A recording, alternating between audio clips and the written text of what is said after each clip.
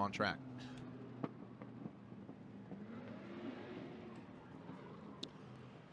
Adam Knapik from Southern California in the Donut S14. Erick Medici from Sao Paulo, Brazil. And the YouTube chat goes wild. Yeah, Brazil blowing it up. Oh, I bet the flags are flowing right now. Brazil. They're lighting it up, Ryan. Ryan Sage manning the chat.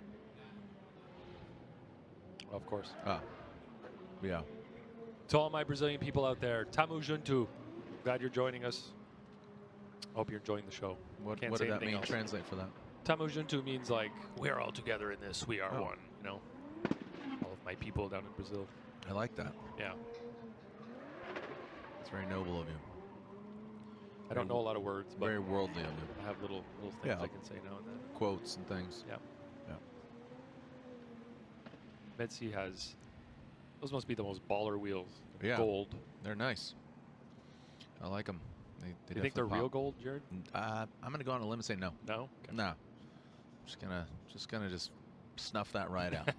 Just put that to bed. I mean, it does say mile to wild. I mean, he goes from white to blue, and then he's got the gold wheels.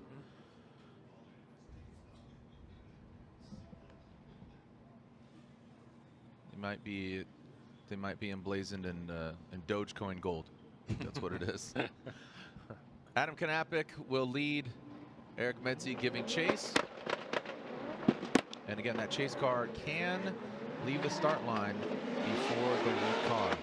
Here goes Knapik, initiating in that first outside zone very deep, but just pulls out of it a little early now into that second outside zone. Medici taking that shallow line. Oh, makes a kind of a lunge towards Knapik. Now Knapik fills all of that third outside zone, and Medici takes a very shallow line. Medici struggling getting out there, man. Yep.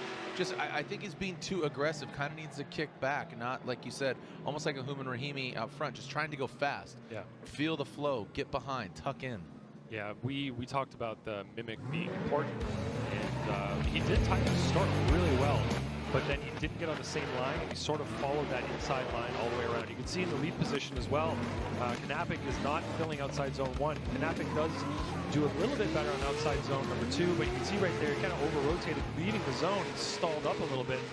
Medici was able to sort of adapt to what was going on ahead of him, but that could have been bad for Knapik in that situation because he was sort of decelling in areas he's not supposed to, choked up a little bit in that one location.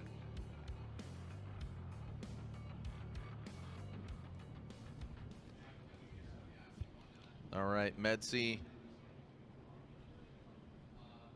Donut Media, we make clothes.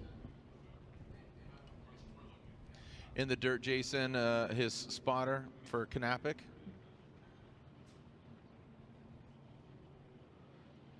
All right, so right now, looks like Knapik, wondering what's going on here with Knapik talking to our starter.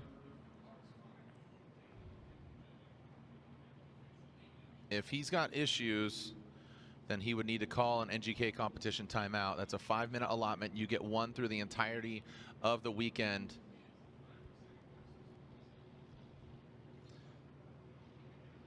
Did they touch? Let's watch this one more time.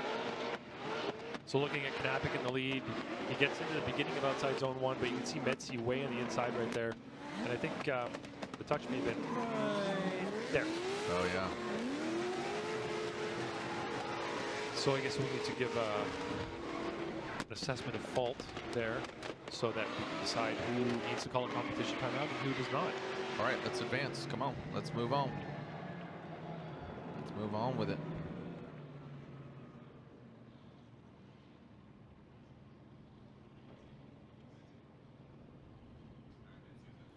All right. All right, so Medici is at fault. If Knapik wanted to take a look at his car, he would be able to, and without being penalized, a competition timeout.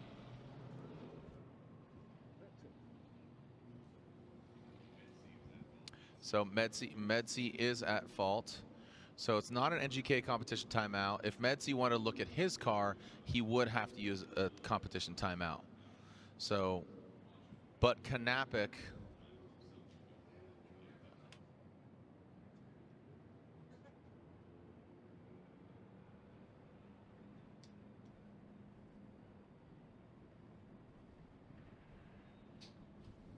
okay. And Medici goes, make sure he goes to the right over here, and Knapik.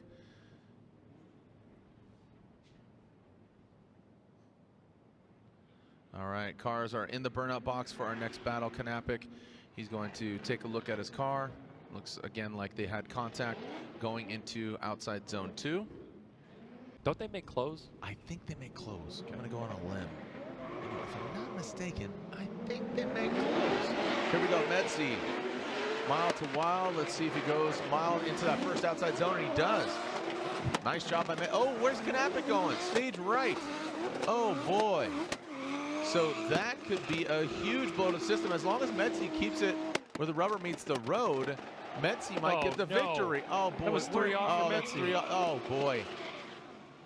So lead versus lead, chase versus chase. We're defaulting to, and look at Knapik's got smoky. Yeah, that's a lot of smoke there, Jared.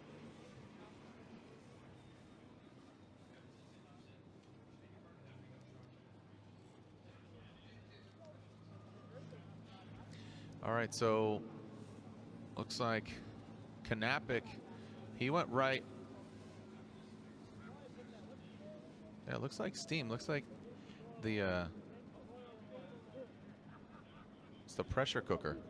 I think the rice is done. So this is an interesting situation, Jared. Both drivers have been completed on this run independently from one another. So it wasn't that one driver affected the other driver. The chase driver incompleted first, and then the lead driver, not knowing what happened behind him, also incomplete. So this is right there. You can see Knapik going off the track and getting his car stopped with a lot of smoke or potentially steam. And then watch Medici here as he transitions for outside zone number 4. 1, 2, 3 tires off of the track right there. So that'll be an incomplete for both drivers on that run of the battle. Now that means we have to look at run 1, and we're gonna have to get a replay on run 1 to see exactly what happened.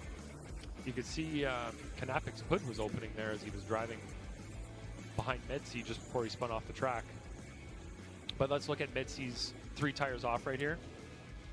1, 2, and 3, almost 4 tires off. So that's a clear incomplete for Medici.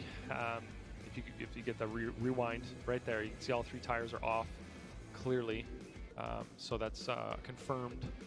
Thank you, Kemp, for that. That is, you just made it as clear as possible there for us. So maybe if we're killing time right now, we can maybe get a replay on run 1, and that'll give us a bit of information as to what happened there on the first run of the battle. But we remember what happened. Medici was inside on every outside zone. His line was fairly poor, and he made contact with Knapik at outside zone number 2, which is what caused Knapik to want to look at his car. And then we're looking here to at the trajectory, I'm supposing, as to where the car came from. This is really fun to watch, these guys. Yeah. So I think it went that way. I think it came from over there. I said good day. I do declare he threw down oil on my track, and I do not like that. I do not like that at all, I said. Look at them putting down all the kitty litter on the track right there, soaking up all the oil that seems to have spilled on the track, and we'll get a bit of a cleanup going here. It's going to be a while, is it? A lot of oil? Lots of oil, everyone. All right. So we got the confectionery sugar out here on track. Get yourself some popcorn and sit back. Where's that snowmobile or the bobsled when you need it? Got a lot of snow out there on track. So here's the run from earlier. So this is Medici in that chase position. Right.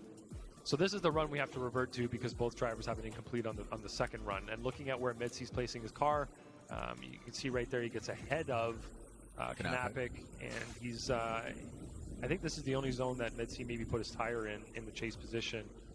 And you can see right there, zone 4, it wasn't anywhere near outside zone 4 at all. Knapik definitely had a better run there. We have I think everybody has their votes in, I believe. So we'll see the results of that right now. All right, Knapik or Medici, and that's the way I assumed it. So Knapik gets the victory. He'll advance on, but we'll see if he can advance on into tomorrow's event. So congratulations, Knapik, but now the real work begins. All right, well, we're cleaning this up on aisle 1. Throw it down to Lorette Nickel. Lorette. Yeah, Jared, thank you so much. So Alex Licklider takes that top 32 win against Rudy.